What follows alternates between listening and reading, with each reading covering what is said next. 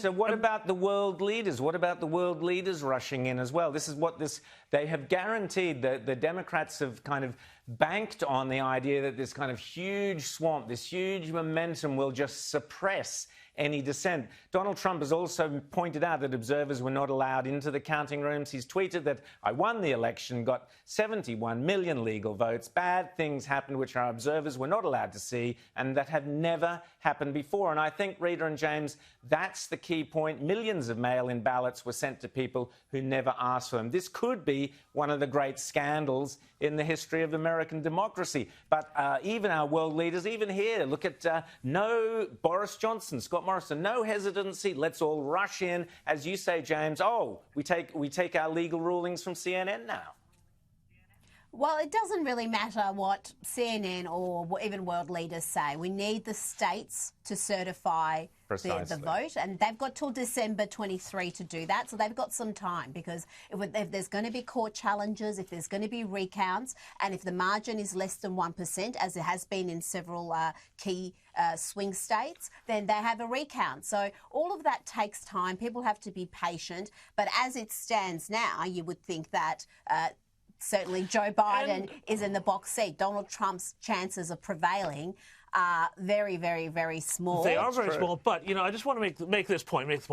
Joe Biden is, on all likelihood, going to be the next U.S. president. That's fine. We can deal with that, and we can deal with all the issues that go around with it. But I just want to make one final point. In 2000, when Al Gore challenged George W. Bush and dragged the U.S. and the world through weeks and weeks and weeks of court challenges that ultimately led to that whole fight over hanging chads. I don't know how many people out there remember that.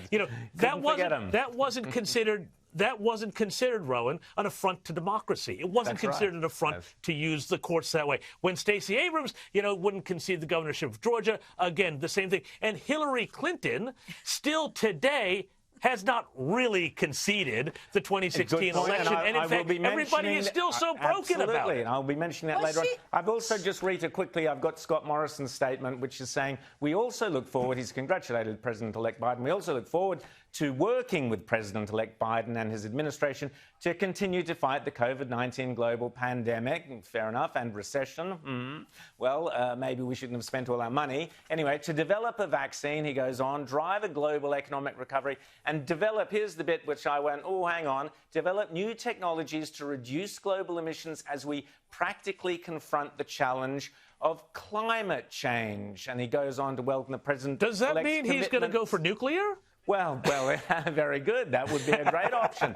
But, suddenly I hope Scott Morrison has not forgotten that the last election, the 2019 election, was the climate change election. That's not me or Rita or James saying that. That was people like Christina Keneally saying it. That was the union saying it. That was the Labor MP saying it was the climate change election, and they lost. How quickly you forget. Bill Shorten said it. You've already forgotten the Prime Minister we were going to have. That's right. So, Scott Morrison, tread very carefully in playing Tootsies with Joe Biden. He seems a little too keen to me, Scott Morrison, to be getting close and friendly with Joe Biden there. And let's not forget just how hard left-wing Kamala Harris and the squad are, the Ilhan Omar, what's the name, AOC, Alexandra Ocasio-Cortez, whatever her name, Tlaib is. These people are hard left. Well, it's interesting because AOC and the squad are actually being blamed by House Democrats for really affecting their vote in an adverse manner. They're saying that they've done badly in this election, way worse than expectations, both at the House and the Senate, because people are scared off by talk of defunding the police and socialism.